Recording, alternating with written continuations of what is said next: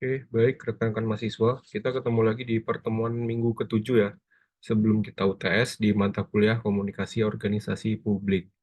Di minggu ke-7 ini kita akan bahas terkait 3 topik utama ya, terkait pola komunikasi, yang mana nanti pola komunikasi ini teman-teman akan mempelajari beberapa bentuk pola ya, ada 5 bentuk pola menurut De Vitro nanti yang akan kita pelajari, kemudian juga arah komunikasi itu yang seperti apa, dan juga aliran komunikasi organisasi itu bentuknya seperti apa.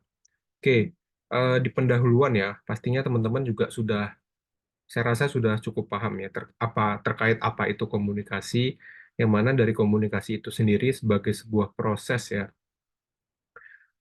proses fundamental dalam kehidupan kita sebagai sosok individu ataupun sebagai seorang manusia, yang mana ini dapat dipahami dari berbagai ataupun dari dua perspektif. Nah, ini menurut Merriam dan juga Webster bahwa komunikasi itu didefinisikan sebagai sebuah proses pertukaran informasi yang terjadi melalui berbagai simbol, kemudian juga berbagai tanda ataupun perilaku yang dilakukan secara umum. Nah, sementara itu menurut KBBI, Kamus Besar Bahasa Indonesia, menekankan bahwa komunikasi itu sebagai upaya untuk membangun pemahaman bersama antara dua orang atau lebih. Nah, berdasarkan definisi tersebut, maka pelaksanaan komunikasi ini tidak hanya sekedar berbicara atau menyampaikan pesan ya, melainkan memiliki serangkaian tujuan yang memang krusial dalam interaksi sosial. Pertama, komunikasi itu bertujuan untuk menambah pengetahuan. Ya pasti ya, apa yang kita lakukan sekarang ini kan sebagai bentuk komunikasi untuk menambah ilmu pengetahuan rekan-rekan mahasiswa sekalian. Ya misalkan kayak kita sedang belajar, rekan-rekan mahasiswa sedang menonton video ini untuk belajar, itu kan juga sebagai bentuk eh, penambahan ilmu pengetahuan. Kemudian yang kedua, komunikasi itu menjadi sarana utama untuk membangun serta menjaga keharmonisan hubungan sosial ya, baik itu antar individu ataupun antar kelompok. Kemudian selanjutnya, komunikasi itu memiliki fungsi strategis untuk mempengaruhi orang lain ya, mempengaruhi orang lain. Misalkan ini sebagai rekan-rekan mahasiswa nih, mungkin yang sudah bekerja nih sebagai seorang atasan ataupun sebagai seorang pimpinan ya, otomatis dengan komunikasi itu kan teman-teman juga bisa untuk memotivasi bawahan kalian ataupun memotivasi sesama karyawan, yang mana inilah sebagai bentuk fungsi strategis dari komunikasi ya, untuk mempengaruhi ataupun memengaruhi orang lain, yakni memberikan motivasi untuk bawahannya ataupun ya hanya sekedar untuk meningkatkan produktivitas juga bisa. Kemudian yang terakhir, komunikasi ini diarahkan untuk meyakinkan seseorang ya, meyakinkan seseorang, sekelompok orang ataupun orang tertentu ya, agar menerima suatu gagasan kita, suatu pendapat kita, ataupun suatu tindakan tertentu. Nah, inilah 4 tujuan dari komunikasi. Nah, untuk polanya sendiri seperti apa? Jadi, pola komunikasi menurut De Vitro ini terdapat 5 pola utama ya. Nanti ada pola lingkaran, kemudian juga ada pola roda, ada pola Y, ada pola plus, dan sebagainya. Nanti akan kita pelajari di slide per slide ya. Jadi, yang pertama ini berbentuk lingkaran ya. Sebenarnya karena ini garisnya ditarik gini jadi nggak lingkaran ya teman-teman ya. Tapi ini disebut sebagai pola lingkaran. Harusnya ini agak gini sih bikinnya. Nah, oke. Untuk pola lingkaran ya, kenapa ini termasuk pola lingkaran? Karena informasi yang disampaikan itu secara berurutan ya, dari satu orang ke orang berikutnya dalam lingkaran yang pada akhirnya kembali lagi ke orang pertama yang menyampaikan. Nah, ini ya, setiap anggota berkomunikasi hanya dengan dua anggota di sampingnya. Jadi dalam pola lingkaran ini sebenarnya bisa dikatakan tidak ada pemimpinnya. Jadi pesan itu diteruskan secara berantai ya, dari A ke B, B ke C ke D, D ke E, terus kembali lagi ke A. Nah, pola komunikasi circle ataupun lingkaran ini itu dikemukakan ya tadi ya oleh De Vitro ya tahun 2018, yang mana ini sebagai sebuah konfigurasi jaringan interaksi ya, di mana setiap anggotanya itu hanya punya akses komunikasi langsung dengan dua orang yang berada di sisi kiri ataupun sisi kanannya. Sehingga ini membuat formasi tertutup, tanpa adanya bisa dikatakan tadi ya, tanpa adanya pemimpin ya, tanpa adanya pusat kendali ataupun seorang, figur pimpinan pimpinan yang dominan. Nah, dalam struktur ini tidak ada satu individu pun yang otomatis, lebih tinggi ya untuk mengatur pesannya ini. Jadi semuanya itu, sama seperti itu. Nah, pola ini tetapi juga memiliki sebuah, apa ya, sebuah kelemahan yang mana seringkali pesan yang disampaikan itu udah berubah ataupun mengalami distorsi. Jadi informasi yang diberikan A ke B, B ke C itu terkadang informasi tidak begitu utuh dari apa yang disampaikan di A, seperti itu. Jadi memang pola komunikasi lingkaran ini juga memiliki, sebuah kelemahan. Kemudian juga untuk contoh ya, contoh pola komunikasi lingkaran yang berbentuk circle ini, itu contohnya ada pada mungkin kita bisa mengaitkannya dengan musyawarah di desa ya, ataupun ada forum-forum yang memang, ketika forum itu dijalankan tuh tidak punya pimpinan yang dominan gitu. Jadi semua peserta itu punya hak suara yang sama. Ya mungkin kita ambil contoh ya terkait musyawarah ya, mungkin ada aja nih informasi yang disampaikan oleh ketua RT, kemudian juga disampaikan ke RW, kemudian juga masyarakat menyampaikan, kepada keluarganya ataupun terus kembali lagi sampai ke ketua RT. Nah, ataupun juga contoh-contoh ini yang bisa, kita, apa ya, yang bisa kita petik ataupun bisa kita terapkan dalam pola komunikasi, khususnya di pola lingkaran ataupun circle ini. Oke, eee, kemudian yang kedua ada pola komunikasi roda, wheel. Nah, ini kan bentuknya plus, tapi kan kalau memang kita tarik kesimpulannya ini akan berbentuk sebuah roda. Nah, menurut De Vitro dalam pola komunikasi roda ini merupakan sebuah, konfigurasi jaringan yang memang ada pusatnya ya, ada terpusat di mana seorang pemimpin ataupun individu itu sebagai peran sentral ya, sebagai pusat kendali untuk seluruh, informasi yang diberikan. Mungkin teman-teman juga bisa melihat ya, bahwa di sini ada A, ini memberikan informasi ke B, ke C, ke D, bahkan ke E, dan mereka pun juga saling memberikan feedback lagi ke A. Nah, dalam pola ini, pemimpin itu berada di tengah sebagai pusat komunikasi. Jadi informasinya tuh ada pada pimpinan di A ini yang di tengah. Jadi, anggota lain tidak berkomunikasi secara langsung. Jadi B dengan C ini tidak berkomunikasi, B dengan E tidak berkomunikasi, begitu juga dengan E ke D dan D ke C. Jadi, pola ini ada pola pimpinannya dan memang terstruktur ya. Ada, eee, di tengah ini ataupun di pola A ini memberikan instruksi ataupun komunikasi secara terpusat. Nah, kalau mungkin kita lihat ya, contoh ataupun pola komunikasi ya, mungkin kalau di Indonesia itu tidak begitu populer ya terkait layanan darurat, walaupun memang ada, tapi kan kita nggak sangat bergantung dengan layanan darurat itu. Mungkin kita bisa mengambil contoh ya ketika, mungkin teman-teman kalau sering nonton film itu biasanya mereka kalau lagi ada kendala mau manggil ambulan atau manggil apapun, polisi segala macam, itu manggil 911 atau 911 ya, kalau di negara Amerika Serikat. Jadi mungkin ini bisa kita ambil contoh seperti call center ya. A ini sebagai call center yang berkomunikasi dengan, berbagai dinas-dinas terkait. Misalkan kita membutuhkan sebuah ambulan ya, A ini nanti berkoordinasi dengan, pihak rumah sakit atau bahkan nanti berkoordinasi dengan pihak damkar, yang seperti itu. Jadi memang, kita bisa memberikan contoh, yang mana pola roda ini bisa dimiliki oleh call center yang memang mereka ini punya hubungan langsung dengan berbagai-berbagai, divisi ataupun berbagai, dinas-dinas yang terkait. Jadi, antara rumah sakit dan kepolisian kan tidak berkoordinasi ya, jadi koordinasinya ada di pihak tengah, di pihak A. Kemudian juga ada pola komunikasi berbentuk Y. Nah, kalau Y ini dia mengikuti hierarki secara formal, yang mana dalam pola ini ada satu titik sentral ya, yang menerima dan juga menyebarkan informasi ke dua arah, sehingga menyerupai bentuk Y. Terkadang ini karena ini bentuknya secara formal ya, ini sering digunakan ketika ada pembagian tugas ataupun, ada otoritas yang berbeda ya, tetapi memang saling berkaitan ataupun saling berhubung walaupun secara tidak langsungnya. Jadi setiap, satu anggota ya, C ini berkomunikasi dengan atasan A, dengan atasan B, dan juga C ini berkomunikasi dengan bawahannya.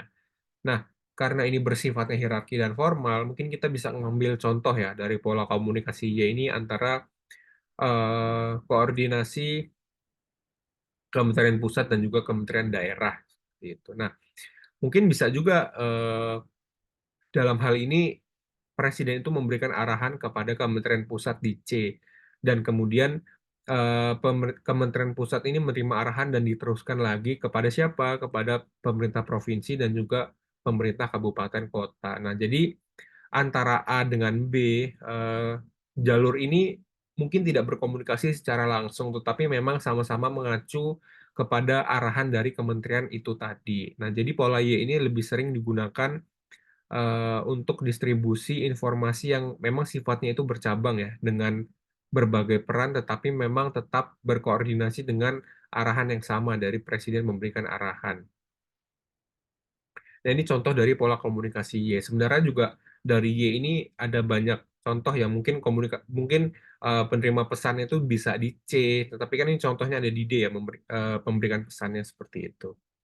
Nah, juga ada pola-pola lainnya seperti pola rantai ya. Di sini pola rantai komunikasi itu, pesan itu mengalir secara lurus ataupun secara linear ya, dari satu anggota ke anggota berikutnya.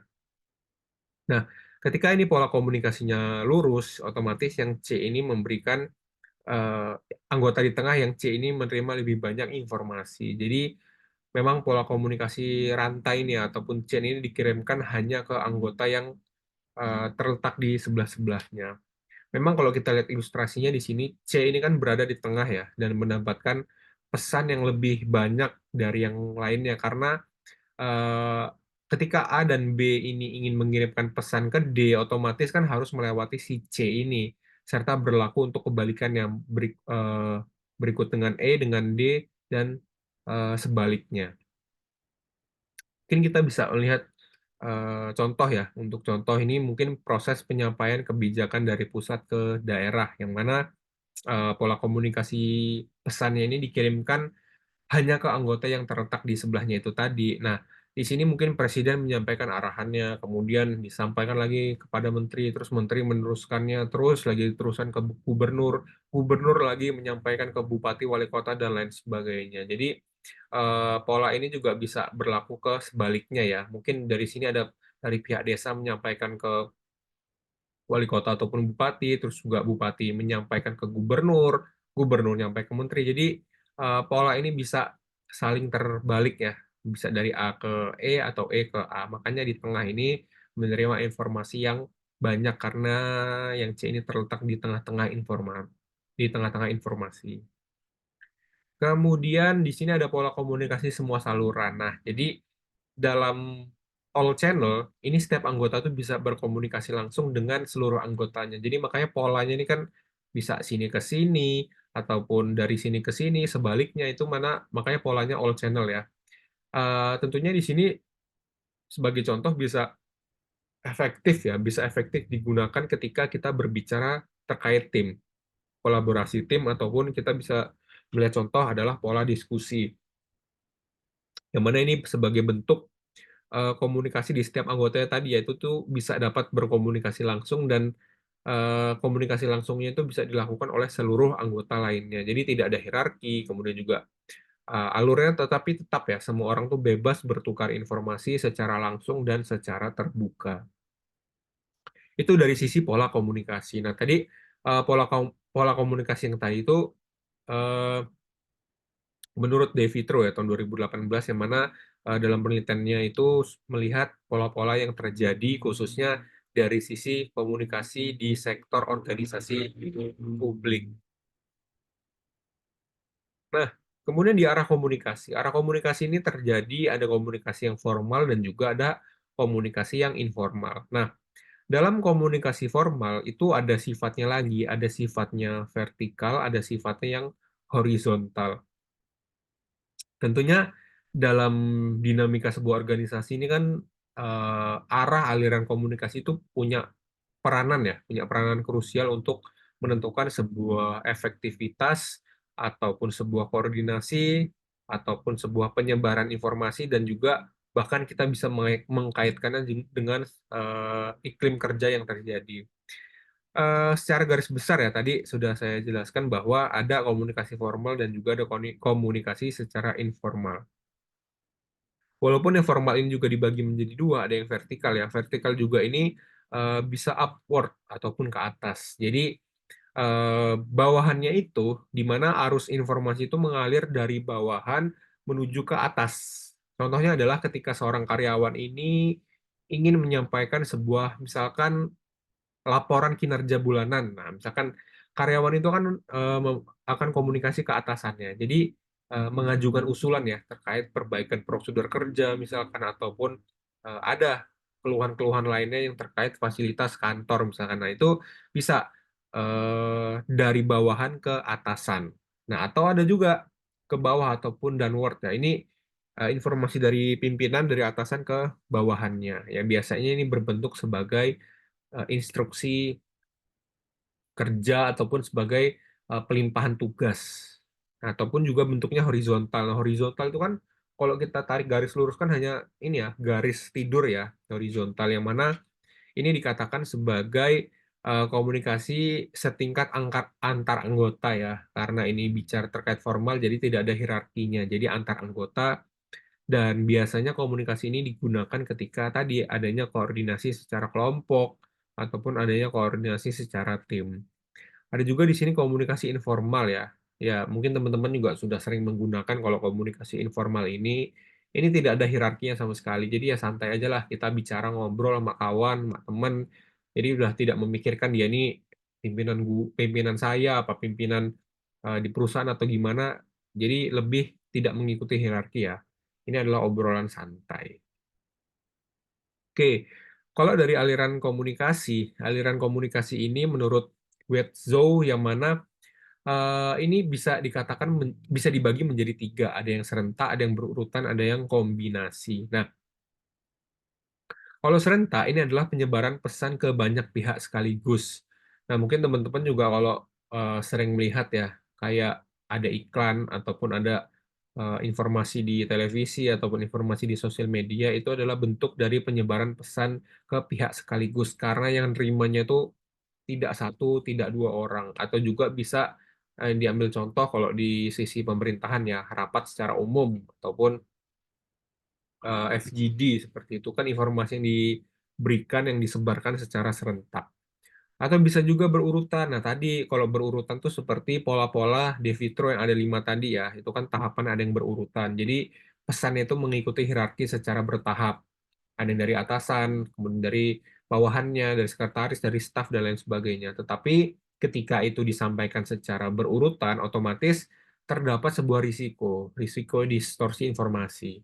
Atasan bilang beberapa poin penting misalkan, tetapi ketika sampai bawahannya ada pesan-pesan tuh hilang ataupun terdistorsi. Jadi memang ada kekurangannya ya dari aliran komunikasi yang berurutan ini. Kemudian juga di sisi kombinasi ya. Kombinasi ini adalah gabungan serentak dan juga berurutan. Eh, Kalau sebagai contoh ini di sini ada rapat divisi ataupun rapat departemen ya. Kemudian ketika mereka sudah rapat itu disampaikan laporannya ke atasan. Jadi memang ini adalah bentuk dari gabungan antara serentak dan juga secara berurutan. Makanya disebut sebagai aliran komunikasi yang bentuknya adalah kombinasi.